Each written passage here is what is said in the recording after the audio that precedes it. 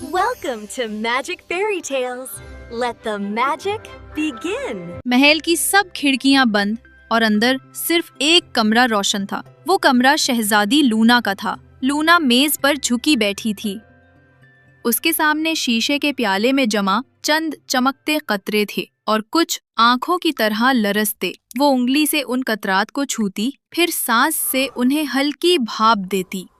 Luna के आंसू जब कभी गिरते, जमीन पर धुआं सा उठता। उसके आंसू जहर की तरह होते।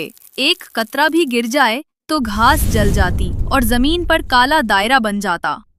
इसीलिए वो हंसना रोना सब भूल चुकी थी। लेकिन एक रात तन्हाई से तंग आकर उसने फैसला किया, मैं एक दोस्त बनाऊंगी जो न डरे न भागे। उसने सारा पानी इकट्ठा किया, अपने ही आंसुओं का।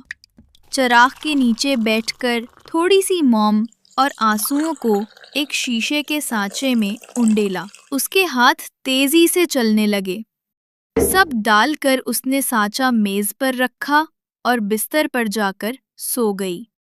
अगली सुबह जब वो उठी तो सबसे पहले सांचे को देखने पहुंची। उसने देखा कि सांचे में एक खूबसूरत होबाहू उसके जैसी नन्ही सी मोम की गुड़िया थी। वीडियो में आगे बढ़ने से पहले आपसे रिक्वेस्ट है कि हमारे चैनल को सब्सक्राइब कर दें। शुक्रिया। और वीडियो अच्छी लगी हो तो लाइक और शेयर भी कर दें। लूना ने उसे जल्दी से बाहर निकाला, लेकिन फिर मायूसी से बोली, अगर तू जिंदा होती तो शायद मेरा दिल इतना भारी न रहता। ये कहते ही एक ताजा आंसू उसके गाल से लुढ़का और सीधा गुड़िया के सीने पर गिरा। इसमें मैं हल्की सी लर्जिश उठी, जैसे अंदर से हवा निकल रही हो। फिर अचानक गुड़िया के होंठ हिले। मैं यही हूँ लोना। लोना की सांस रुक गई। उसने हाथ पीछे खींचा, मगर गुड़िया मुस्कुरा रही थी। एक शाम जब बाहर बारिश बरस रही थी और महल के अंदर मोम के चिराग बुझने लगे, लोना ने देखा कि गुड़िया खुद चलकर उसके पास आई। पहली बार अपने कदमों पर छोटे छोटे पांव फर्श पर दबी दबी चाप छोड़ रहे थे। लोना के दिल में खौफ भी था और हैरत भी। तू चल सकती है? उसने आहिस्ता से पूछा। गुड़िया ने सर झुकाया। मैं तेरे आंसुओं से बनी हूँ लोना। जब तू रोती है मैं जीती हूँ, जब तू हंसती है मैं बेजान मोम की गुड़िया बन जाती हूँ। लूना के हाथों से चिराग की रोशनी लरस गई, लेकिन उसने गुड़िया को उठाकर गोद में बिठा लिया। महल के दीवारों पर गुड़िया का साया फैल गया, एक इंसानी साया। अब दिन गुजरते गए। लूना महल में अकेली नहीं थी। गुड़िया उससे बातें करती, उसके साथ खेलती, वो उसके बाल संवारती और आईने में दोनों एक दूसरे को देखकर हंसती।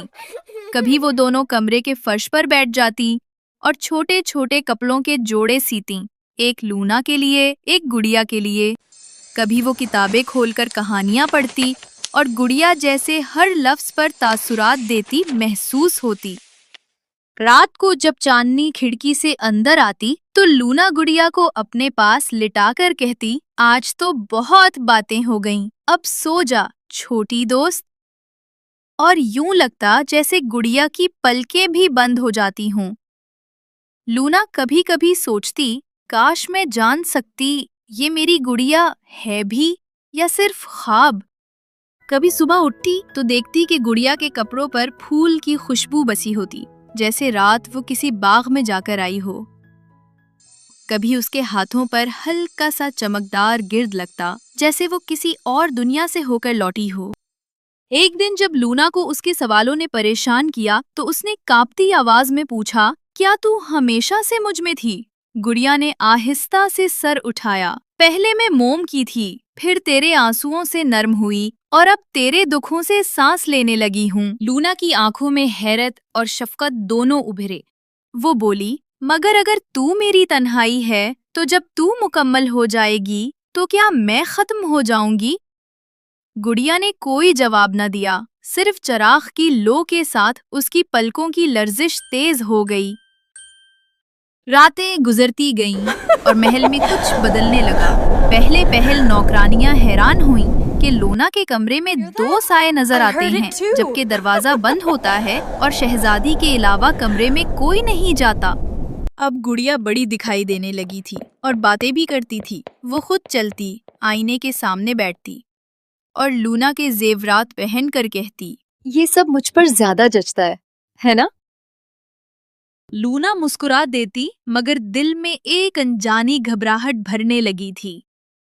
एक दिन उसने देखा गुड़िया खाने की मेज पर बैठी थी और उसके सामने रखा फल का टुकड़ा आधा गायब था। लूना ने हैरान होकर पूछा, क्या तू खाती भी है? गुड़िया ने धीरे से कहा, मैं वो सब बन रही हूँ जो तू महसूस करती है। जब तू भूखी हो मैं भी भूखी होती हूँ। जब तू उदास हो मैं सांस रोक लेती हूँ। उसके इतना कहने पर पूरे कमरे में अंधेरा सा छा गया। अगली सुबह महल में सब कुछ जैसे मामूल पर था, मगर लूना के कमरे की फिजा बदल चुकी थी। खिड़कियां बंद थीं, हवा में मोम और फूलों की मिली जुली खुशबू फैली थी। लूना मेज के पास बैठी थी, मगर इस बार उसकी मुस्कुराहट में कुछ सर्द सा ठहराव था।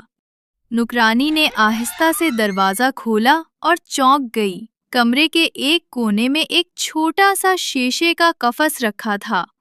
नौकरानी करीब गई तो उसके दिल की धड़कन रुक गई।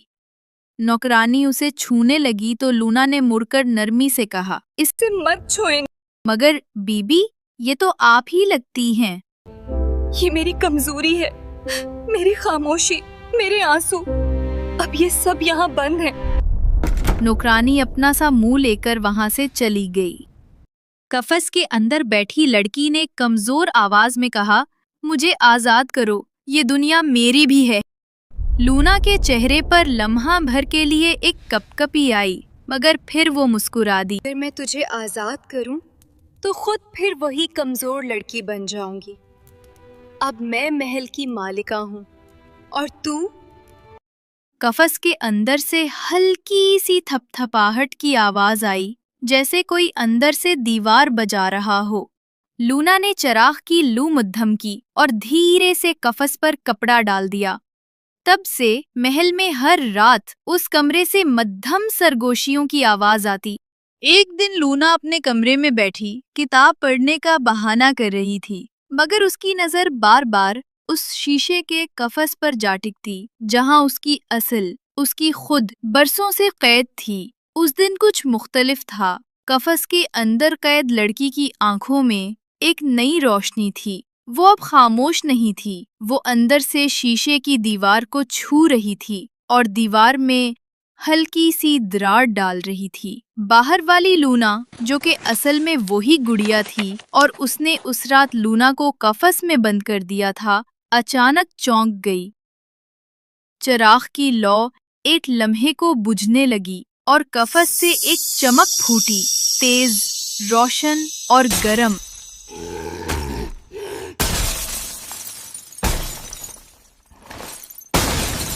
नहीं, गुड़िया चीखी, मगर देर हो चुकी थी। शीशे की दीवार टूट गई, टिकड़े जमीन पर गिरे और उनके बीच से असली लूना उभरी।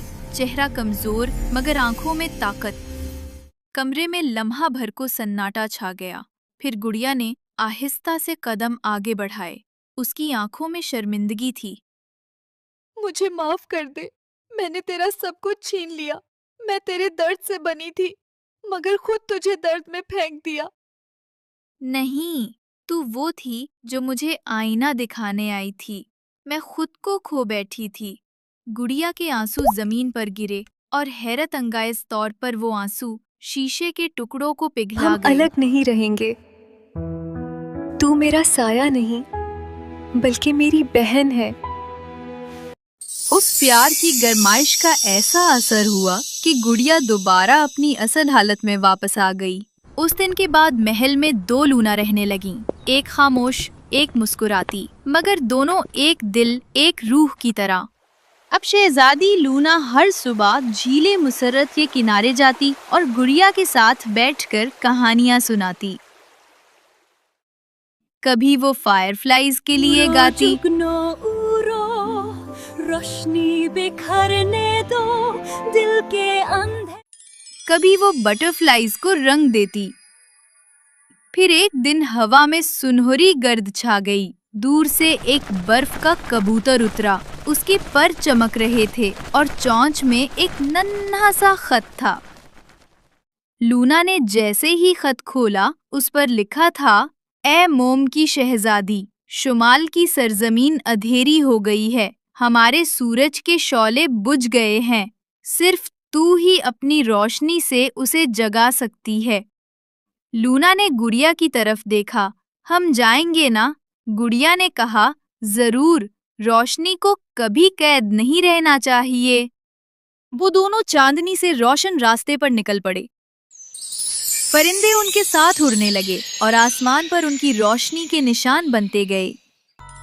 हर गांव जहां वो गुजरते, घरों में चराग खुद जल उठते, बच्चे हंसते और फूल खिल जाते। आखिर वो शुमाल के सर्द मैदान में पहुंची। वहां सब कुछ जम चुका था।